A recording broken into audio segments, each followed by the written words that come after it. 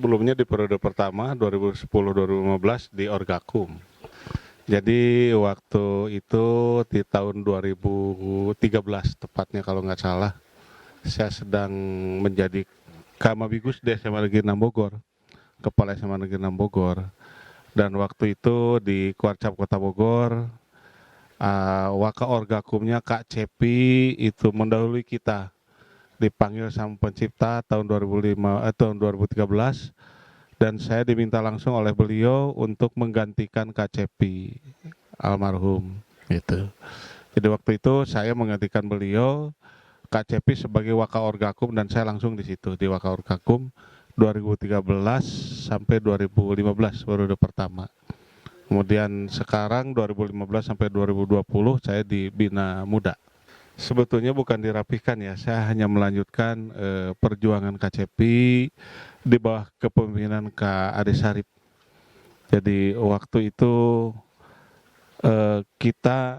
saya juga sebagai Kamabigus dari sejak di SMA 9, di SMA 4.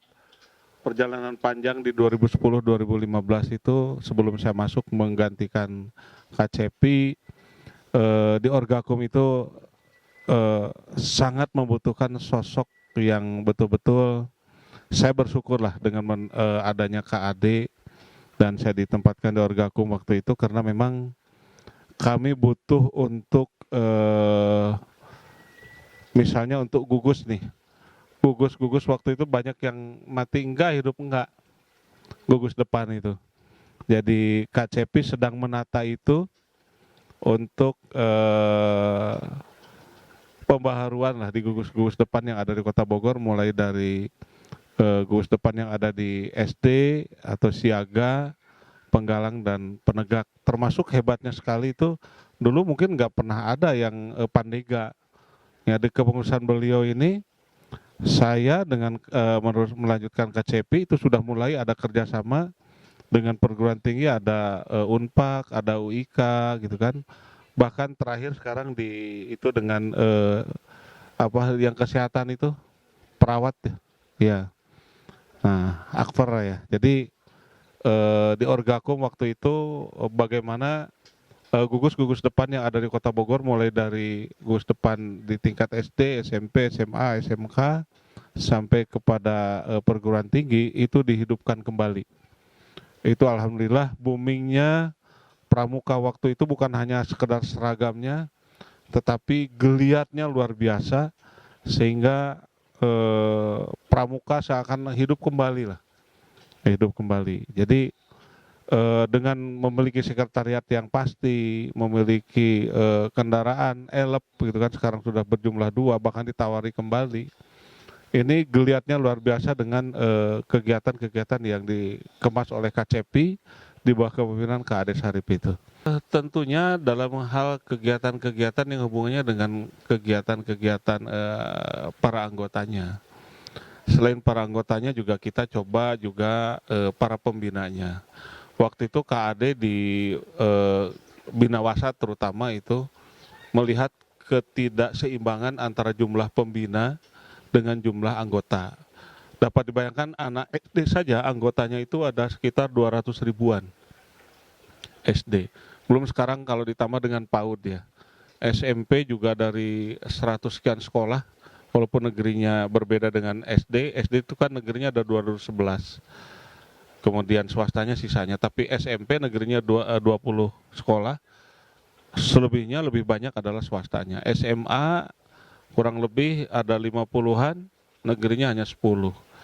Kemudian swastanya lebih banyak. SMK lebih banyak, negerinya hanya 4, kemudian swastanya lebih banyak, ada 100 sekian sekolah. Nah, ini kalau dijumlahkan, jumlah anggota itu kasarnya lah, kalau SD, SMP itu banyak yang masuk anggota pramuka. Apalagi sekarang kurikulum wajib.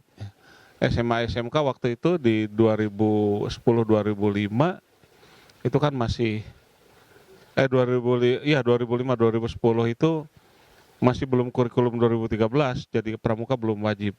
Tapi ketika di 2015-2020, di 2013 terutama itu sudah ekskul wajib. Ini ketidakseimbangan antara jumlah pembina dengan peserta terlihat sekali. Itu hebat sekali Kak Kuarcap itu bagaimana memacu para pembina yang ada di sekolah-sekolah untuk ikut KMD dan KML. Sekarang sebenarnya sudah seimbang, kandang sudah di atas 1.000 ya, yang sudah ikut KMD, KML itu. 1.800-an. Dulu itu sangat tidak seimbang. Jadi kalau menurut saya pembinaan ini sudah seimbang antara jumlah pembina dengan jumlah peserta. Nah, dengan keseimbangan ini alhamdulillah prestasi-prestasi ini juga sangat menggeliat lah di kegiatan-kegiatan siaga, kemudian penggalang dan penegak. Itu barangkali yang mungkin bisa kita coba merilis kembali, bahwa dengan kepemimpinan KAD ini mencoba menyeimbangkan jumlah pembina, bina latih dengan peserta. Intinya saya sekali lagi bersyukur ya punya Kak Warcap seperti beliau. Nggak ngerti saya di olahraga masuk, di seni masuk, kemudian di KONI kan di Bapak Persija beliau juga sangat mumpuni. Di pramuka lebih-lebih ini. Jadi di kegiatan Orgakum sepertinya beliau ini sangat bisa merangkul semua lini, baik gugus depan di SD, SMP, SMA, SMK sampai ke perguruan tinggi. Jadi tipe kepemimpinan beliau ini tipe yang serba bisa lah. Kalau harus saya katakan wali kotanya Pramuka adalah beliau, gitu kan, yang menurut saya bisa merangkul semua elemen di kepramukaan itu sendiri. Itu dia nggak terbatas.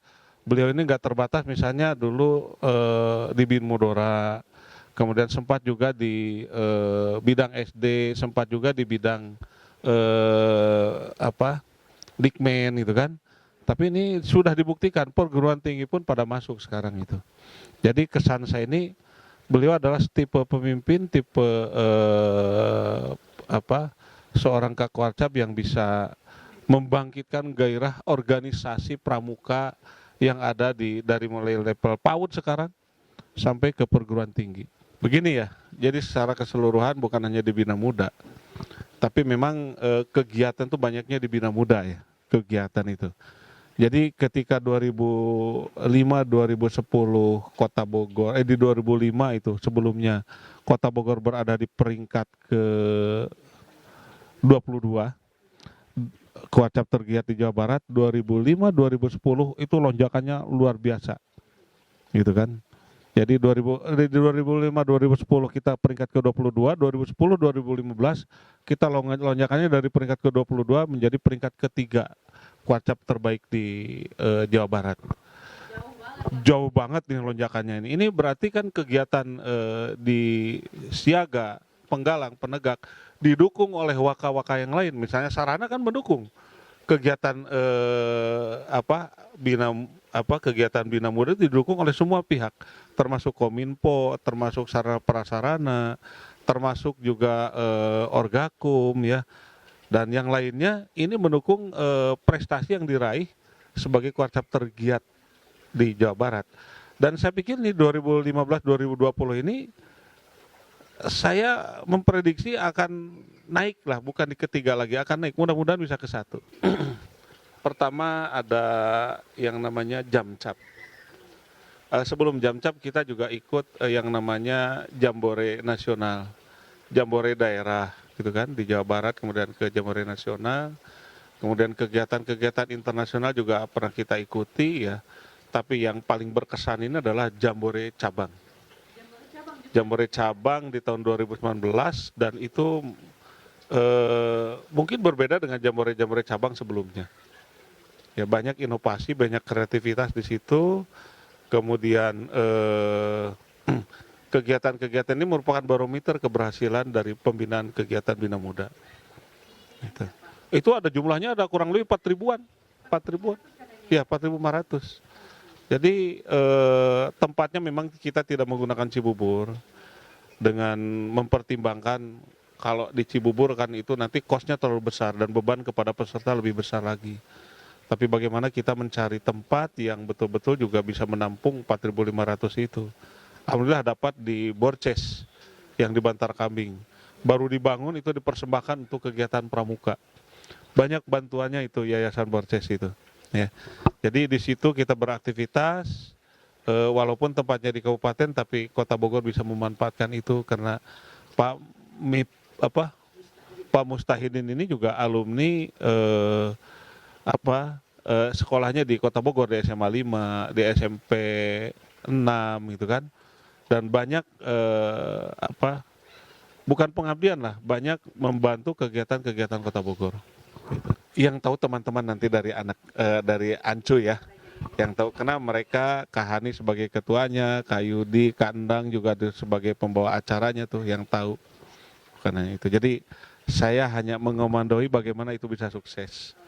Banyak sih sebetulnya suka duka kita, contohnya dengan jumlah peserta begitu banyak, dengan anggaran yang memang bagaimana kita seminimal mungkin ya. Satu hari sebelum waktunya itu kita anggaran sudah tipis banget. Tapi bagaimana kami berupaya mencari yang bisa tanpa bayar. Contohnya panggung, contohnya sound system. Itu kita coba minta bantuan, itu padahal panggung sangat luar biasa kadang ya. Itu menurut saya kalau dibayar itu sangat mahal itu, sound system. Tapi saya nekat telepon kepada yang pemilik itu, sebetulnya kerjanya di Kemenkumham ya. Alhamdulillah gratis dengan menyimpan operatornya itu setiap hari gitu kan, gratis sampai selesai. Kemudian kita siasati dengan asuransi ya. Jadi memanfaatkan askes yang pada kegiatan awal sampai akhir di jam cap itu, dari awal sampai akhir ternyata kita hanya mengeluarkan uang 300.000. Coba kalau kita masuk asuransi cukup lumayan besar. Karena kan persiswanya waktu itu ya kalau ke asuransi 15.000 kali 4.500 peserta kan besar juga. Nah di situ suka duka kami bagaimana bersama-sama mengatasi masalah, tapi kualitas dan prestasi tetap bisa kita bangun. Prestasi yang internasional itu contoh lah. Dulu ketika saya juga jadi Kamabigus ini di bawah kepemimpinan beliau, 5 kali itu mewakili Indonesia ke kancah internasional. Ada ke Jepang, ada ke Abu Dhabi, ada ke Swedia, kemudian kemana lagi? Pokoknya 5 kali aja. Ke Malaysia yang terakhir itu. Jadi yang terakhir lah di kepengurusan kita di dua periode ini, ke Malaysia juga ada. Jadi sampai tradisi Kota Bogor selalu ikut serta di kegiatan-kegiatan internasional itu merupakan tradisi menurut saya. Ya, selalu ada lah anak-anak kita yang mewakili. Bahkan ke Abu Dhabi itu hanya satu dari Indonesia, dari Kota Bogor. Saya belajar banyak dari filosofi pramuka. Bahkan saya belajar dari murid saya yang dulu SGO masuk pramuka. Jadi dengan pramuka ini bisa membangun berbagai karakter. Jadi kalau bicara Jupe, Keke, dan Samad Bebeja, jujur, peduli, kerja keras, sederhana, adil, mandiri, disiplin, dan berani bertanggung jawab, semuanya ada di pramuka. Nah saya sendiri ya memiliki dari pramuka itu jujur ya, bagaimana kita bisa membangun karakter di para peserta, di para pembina, terutama jujur. Melatih jujur tuh nggak mudah. Contoh saja melalui pramuka, kemudian terintegrasi di berbagai mata pelajaran, ya. Dan pramuka sebagai ekskul wajib, melatih jujur misalnya mulai dari bagaimana mereka di sekolah itu untuk tidak nyontek. Kemudian di rumah bagaimana anak-anak ini jujur, dilanjutkan kan kalau di sekolah di gugus depan adalah laboratoriumnya. Di rumah dilanjutkan dengan orang tuanya, ketika disuruh belanja kembaliannya itu dikembalikan ke orang tua. Nah ini dirasakan oleh anak saya yang keempat nih, baru kelas 4 naik ke kelas 5. Itu luar biasa karakter yang didapat melalui pramuka dan dirasakan oleh anak saya. Kemudian jiwa atau karakter religius. Begitu adzan berbunyi, anak saya itu langsung ngambil air wudhu, yang pertama ngajak sholat itu anak saya. Gitu. Jadi saya pun merasakan bahwa melalui pramuka kita mulai dasar dharma yang pertama, bertakwa terhadap Tuhan Yang Maha Esa, betul-betul itu bisa diimplementasikan. Ya. Sampai kepada cinta alam, lihat tadi kan di belakang kebun, di situ ada bioporinya, kemudian tanaman-tanaman yang enggak ada, contoh pohon bunut, contoh lalapnya ada tespong, ada putat, nggak ada di tempat lain, gitu kan? Di saya ada. Langka sampai jeruk jeruk Bali ada, jeruk yang paling kecil juga ada. Nah kita coba bagaimana dari pramuka itu senang menanam, senang merawat, gitu kan? Ya cinta alam lah, gitu. Nah, itu. Ya apalagi lah untuk karakter-karakter yang lain ya kerja keras sudah pasti. Karena saya berpikir bisa memiliki semua ini yang saya dapat bukan hanya dari gaji, tapi dari bagaimana saya belajar berwirausaha, bagaimana saya punya toko, gitu kan dari pramuka itu lahirnya. Pertama, mudah-mudahan nanti ketika KAD ini memang sudah habis, nggak bisa lagi ngejabat, mudah-mudahan nanti ada sosok seperti beliau. Ya, kalau diminta lagi demi pramuka barangkali insya Allah, kalau diminta lagi. Tapi sekali lagi mudah-mudahan menemukan sosok seperti beliau ya, gitu. Nah, inginnya sih jujur, inginnya istirahat. Saya nggak bisa nolak dengan pramuka. Saya Koni berhenti karena sudah 26 tahun. Bapopsi saya berhenti. Saya lepas lah bukan berhenti ya. Koni saya lepas, Bapopsi saya lepas, Igora saya lepas. Ketika bertemu Kak Ade, bantu saya di pramuka saya nggak bisa nolak sama beliau itu. Bukan nggak bisa nolak sama organisasinya, sama beliaunya. Sosok beliau yang menurut saya menjadikan panutan, jadikan pemimpin buat saya sampai sekarang. Pramuka Kota Bogor saya pikir sudah banyak andil ya, baik dari kegiatan-kegiatan pengabdian masyarakat tadi mungkin sudah disampaikan oleh mungkin oleh KTT, oleh yang lainnya, oleh Kaca Srodi. Ini saya harapkan ke depan melalui Pramuka Kota Bogor ini banyak membantu pemerintah baik pusat sampai daerah sehingga yang kita bentuk melalui pembinaan, melalui latihan pramuka betul-betul menjadikan generasi ke depan itu generasi emas yang memiliki kemampuan luar biasa. Jadi bukan hanya generasi yang biasa-biasa, tapi di tahun 2045 bukan waktu yang sebentar atau bukan waktu yang lama sebetulnya menurut saya, harus kita gapai bareng-bareng ya, membentuk generasi hebat, generasi emas melalui kegiatan pramuka ke depan. Untuk para kapsek ya, para kamabigus baik dari SD, SMP, SMA, SMK, saya berharap jangan alergi dengan pramuka.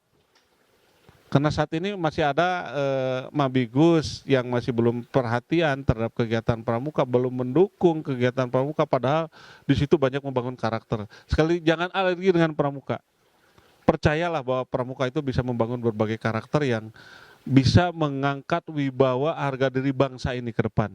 Saya sih berharap bukan hanya para kamabigus saja, ke depan produk kita melalui pramuka ya jujur ya, bangsa ini harus dikuasai oleh orang-orang yang dibentuk melalui pramuka, menjadi pengusaha-pengusaha hebat ke depan, menjadi pemimpin-pemimpin yang amanah ke depan. Itu saya ingin lahir dari pramuka. Karena banyak para pemimpin besar di negeri yang mengaku besar karena pramuka. Nah, itu. Jadi nggak ada alasan bagi para kepala sekolah Kamabigus untuk tidak mendukung pramuka. Presiden saja mendukung kok. Masa iya Kamabigus tidak? Dukungan presiden apa? Dengan anggarannya, dikuarna sebagai Kamabinas gitu kan. Nah, kenapa di sekolah? Ini saya ngeri, misalnya ada para pembina yang nggak dibayar honornya. Kenapa? Alasannya apa? Di masa Covid ini mereka masih membina loh, masih membina. Khusus untuk Kota Bogor tetap jaya, kemudian bukan hanya jaya, berkualitas, bermutu, dan maju terus, pantang mundur. Salam Pramuka.